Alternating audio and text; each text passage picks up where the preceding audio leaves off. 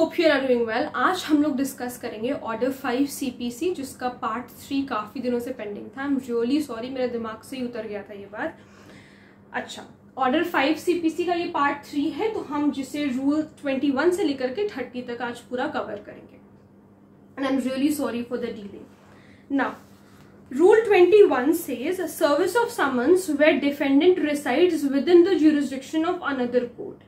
तो समन्स की सर्विस कैसे होगी अगर जो डिफेंडेंट है वो किसी दूसरे कोर्ट के जुरिस्डिक्शन में रिसाइड करता है। So court can send summons to that court. तो सीधी सी बात यह है कि जो कोर्ट है जो समन भेजना चाह रही है वो उस कोर्ट में समन भेज देगी जहां जिस जुरिस्डिक्शन में जो है डिफेंडेंट रिसाइड करता है। Service within presidency towns of summons, Rule 22, service within presidency towns of summons issued by courts outside। देखो इसमें क्या मैं इसको बैराक की लैंग्वेज में पढ़ रही हूँ। Where a summons issued by any court, जब कोई भी समन इशू किया जा रहा है कोर्ट के द्वारा, established beyond the limits of the towns of Calcutta, Madras and Bombay।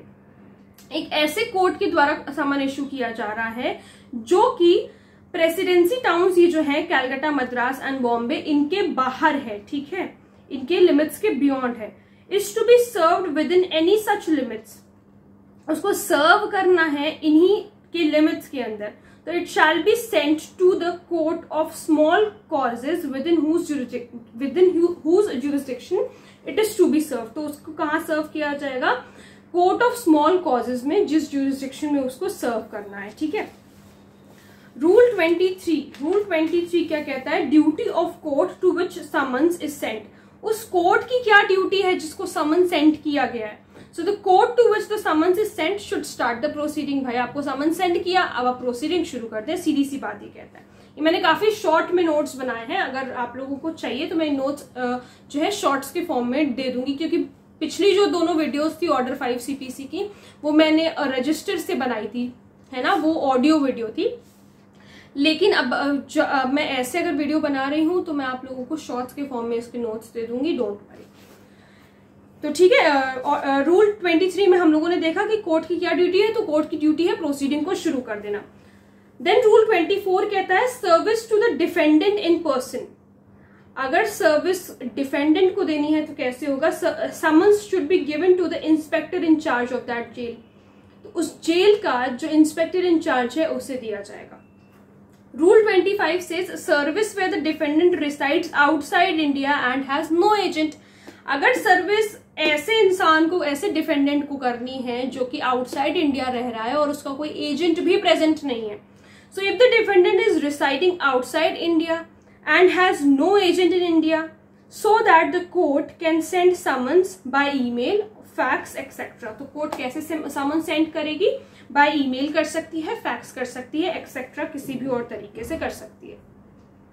Rule 26 says service in foreign territory through political agent और court. Now if the central government directs then the summons will be given to the court. तो court को जो है समन दिया जाएगा और agent या फिर एजेंट को दिया जाएगा। And endorsement will be the proof, और उसमें जो एंडोर्समेंट होगा वो प्रूव होगा of the service of summons on defendant, ठीक है, कि सर्विस हो चुका है डिफेंडेंट के ऊपर समन्स का। रूल 27 से service on public service officer. Public service officer को अगर समन भेजना हो, और on servant of railway company और लोकल अथॉरिटी, तो कैसे भेजा जाएगा? So if the defendant is working in a railway company as a public servant, अगर डिफेंडेंट जो है रेलवे कंपनी में वर्क कर रहा है as a public servant, which is not including military, naval or air force, then in such case the court can send summons to the department of the company। ये तो हमने हमेशा से पढ़ा है कि डिपार्टमेंट को जो है वो समन्स भेजे जाते हैं। हम CRPC में भी देखते हैं कि जो हेड ऑफ डिपार्टमेंट होता है उसे समन्स भेजे जाते हैं, ठीक है। रूल 28 से सर्विस ऑन सोल्जर, सेलर और एयरमैन। तो अगर इन लोगों को भेजना है तो उनके कमांडिंग ऑफिसर को हमें भेजना होगा summon. Rule 29 second last rule कहता है duty of person to whom summons is delivered और सेंट फॉर सर्विस। उस पर्सन की क्या ड्यूटी है जिसको समन डिलीवर किए गए हैं या फिर सेंड किए गए हैं सर्विस के लिए। So person who is sending summons should take the signature of the person. जो पर्सन समन सेंड कर रहा है उसकी क्या ड्यूटी है कि आप सिग्नेचर लेंगे उस पर्सन का जिसने उसको रिसीव किया है, and also maintain that acknowledgement for evidence purpose. और उस एक्नॉलेजमेंट को भी आप मेंटेन करके रखेंगे, किस लिए? एविडेंस पर्पस के लिए। देन लास्ट रूल 30 से substitution for letter of for summons. अगर हमें समन्स का सब्स्टिट्यूशन करना हो उसके बदले में तो क्या होगा, उसका सब्स्टिट्यूट क्या होगा? Court can also send the letter which will be treated as summons only. Court जो है वो लेटर भेज सकता है जिसको भी हम समन ही मानेंगे, and that letter will include every detail which the typical summons have।